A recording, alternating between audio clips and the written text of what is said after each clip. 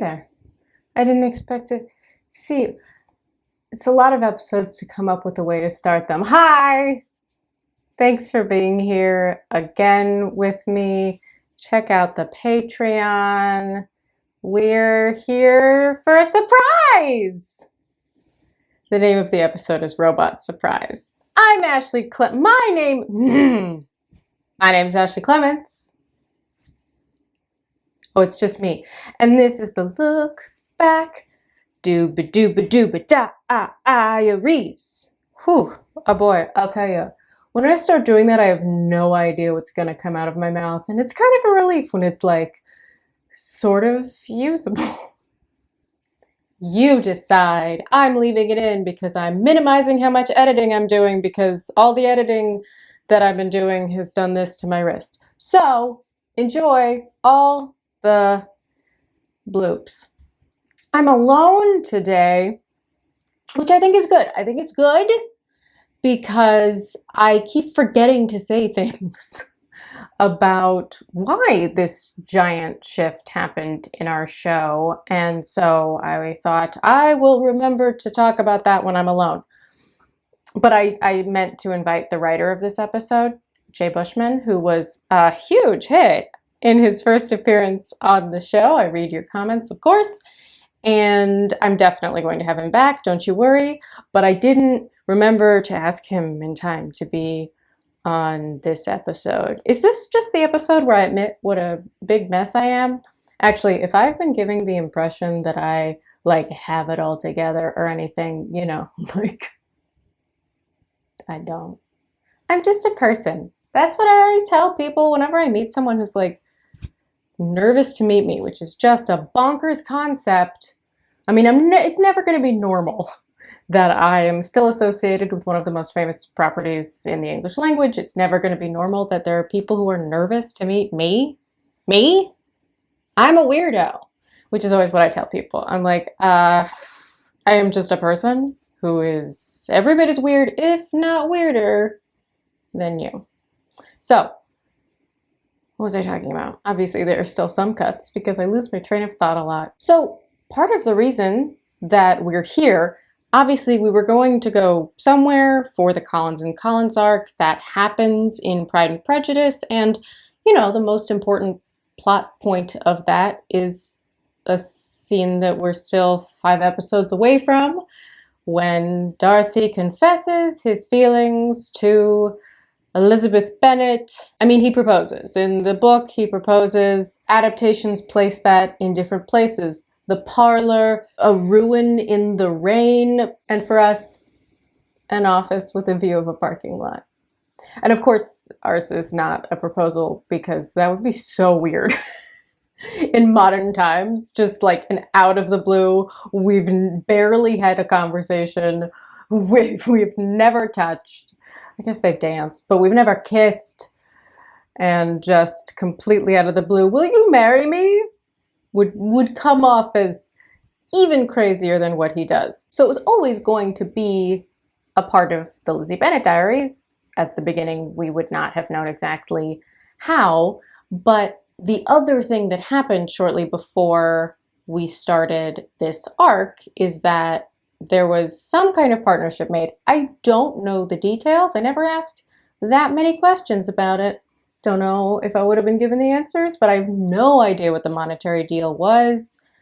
I do know that I was told we no longer had to worry about whether or not we were going to have money to finish the series because we were no longer dependent on just ad revenue from YouTube in terms of funding the show. So we had funding from them and use of their space. The company was called Decca, so they gave us use of their offices, and that is probably partly why we did 2 months there. If we had to rent office space, I mean, I don't know that the show ever really paid for a location, but if we had to rent office space, offices are very expensive and hard to find. I mean, I don't know if maybe Katie Most would have tried to make some part of someone's apartment look like an office if we didn't have this set. I don't know, but it was very useful and meant that we didn't have to try to cram everything that was going to happen in the Collins and Collins bit into 1 month, but spread it out over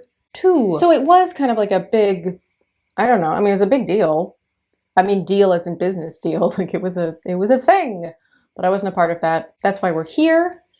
These are the DECA offices. But now I feel like I've been talking for a long time, so let's watch the episode. It's me. Oh, right. Of course, what I wanted to also talk about, I guess I'll talk about it after the episode. Remind me, she said to no one. Yes. Mm-hmm. So I get to use the big empty office while no one's around. This was a big hit. People loved this. And much credit to Jay. I mean, he didn't write every zany thing that we were going to do. I mean, Gangnam Style, wow, reference to 2012. I think I honestly came up with most of these things, and then I guess, Bernie would have thrown out a few of them. But we needed to fill, but just the idea that Lizzie would run around and do silly stuff was a fun thing that Jay did. I've already mentioned that we had to always explain that I was here on a weekend. It was nice to see someone like use that in a fun way. Yes, of course she is. Charlotte is doing a great job. We are proud of her. Every random idea that popped into Ricky's head, but she has figured out just oh, yeah. Pretty soon this place will be called Oh, the implication is that she's learned how to work around Lizzie being difficult, but there's another funny parallel. You mean the new consultant?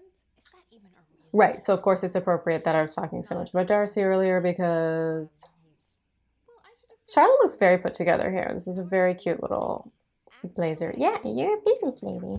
He's expecting you and we can't afford Yeah, that does. Expecting me? Put it together, Lizzie. Who is this guy? Oh, Who is it? Oh, come on, you're gonna get it. No, why would Ricky's dad care? Why would that person care? Some rich, super snobby. Oh. No. These are enjoyable cuts. 2. We can tell this is later in the day because I have put my hair up, and I also remember very much thinking about the fact that this would be one of the rare times you would see my full body, including my shoes, and wearing that little H&M dress, which I never wore again. It was so cheap, it literally fell apart. Like, it unraveled at the seams. This is the only time this dress ever appeared anywhere. Why does everybody keep saying that? It's really, I don't think that I realized at the time how often that characters said that to Lizzie. It's almost like they had a plan or something. I don't approve of it. Haha. It's not important. I should not have to flirt with somebody for your job. That's weird. I mean, no one was saying I had to flirt, to be clear, but come on. But of course, also, he's not going to appear in this episode because he, well, actually, no, he shows up in the second shoot day. But we would have cast him around now, actually. Oh, this is, of course, going to be the iconic robot. Yes. Did not encounter sister unit. This is exactly what Jay wrote. Bot malfunction. Darcy bot malfunction. Anyway. And that became a major thing. And there was like Darcy bot fan art, and it was really cute. He was like a little robot with the hat and the bow tie. And even if Charlotte wanted to set me up with him, no dice, because he just invited us all. I mean, it is a willful, like, not wanting to see it, right? Like, I mean, also, like, what a healthy, uninflated ego Lizzie has in this regard, that she doesn't think he could like her.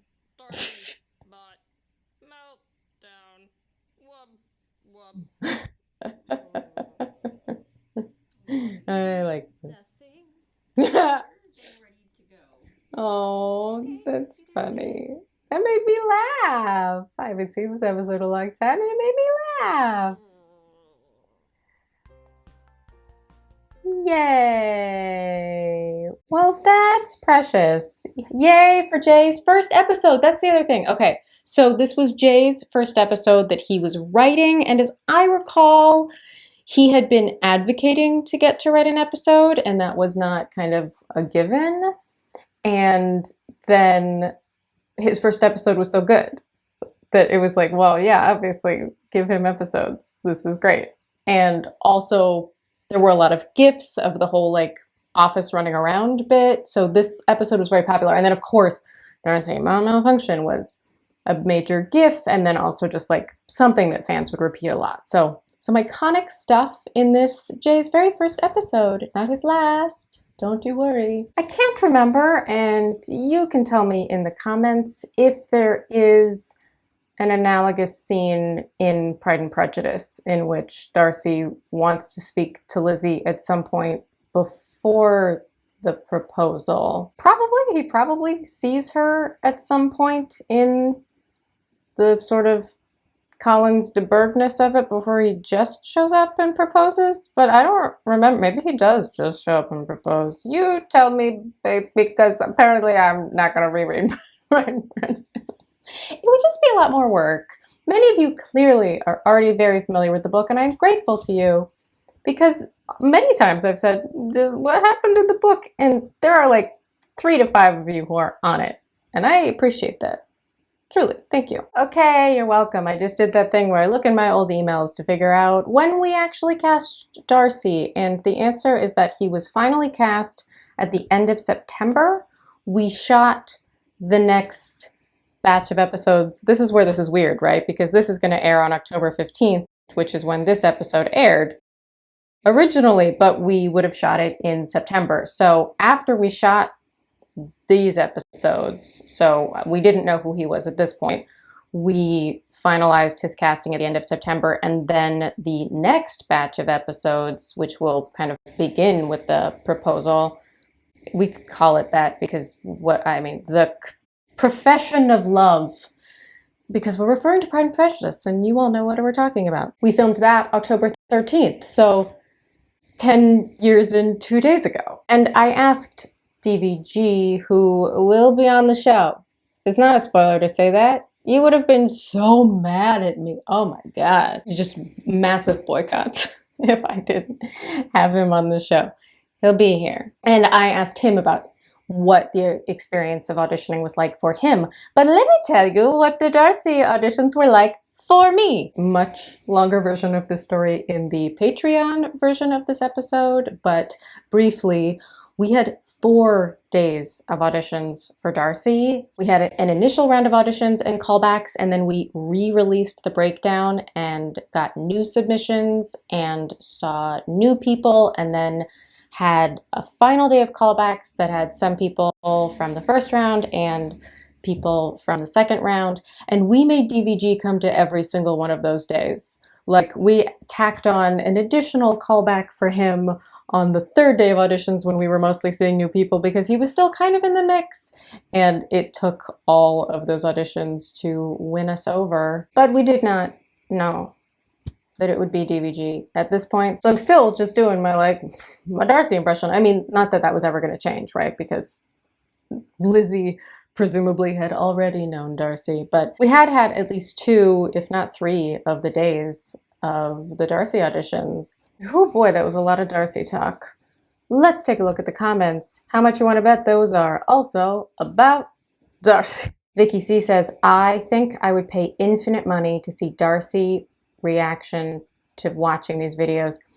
I mean, it would never have made sense for Darcy to have recorded this, but it would have been hysterical if there were Darcy react videos to the Lizzie Bennet Diaries. I mean, also, do you want to watch 59? He would have watched his own episode. 60 episodes worth of Darcy just going,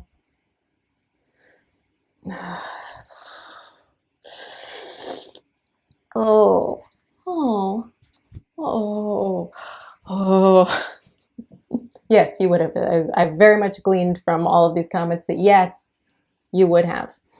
Emily Etchinson says, when Lizzie says my face hurts from over-smiling, it reminds me of how Lizzie said that Darcy said, I dislike smiling, it contorts the face, in an earlier video. They are such a perfect match. Lindsay Gibbs says, seriously, why wouldn't Darcy fall in love with this adorable dork? I mean, you can see the balance, right? The balance between them in a relationship. It makes sense. Natisha85 says, I love how Lizzie is always so preoccupied with how much she thinks she despises Darcy that she fails to realize that the kinds of people with whom he is close friends are very telling to what kind of person he is, i.e. fun, kind, generous, warm, friendly. Well, Natisha, you wrote this comment only 2 years ago and you are ignoring the Caroline factor. But yes, Fitz, although she hasn't met Fitz yet, that's in the next episode, but Bing is nice. Ms. Mo, and the world only has 55 people in it. LOL, love Lizzie. I didn't even catch this is episode 55, so aha. Soar with Soar says, I was expecting Darcy to spy at her from the door when she did the Darcy bot. Now don't worry, he'll creep in the door soon. Wait. Miracle Winchester says, Lizzie doing the Gangnam Style dance reminds me of how old this vlog already is. That was 6 years ago! Yeah, that's probably the most dated thing that we did in it. And I think I may have just sort of done it as a joke because it was obviously very hot at the time. In September 2012, everyone was doing Oppa Gangnam Style. But extremely dated, and we knew it at the time. But we also just figured it was a silly looking move, even if people did not recognize what it was from. I like this one. Guy and a girl says, sorry, Liz, my ship has already left the dock and you and Darcy are on board. Absolutely.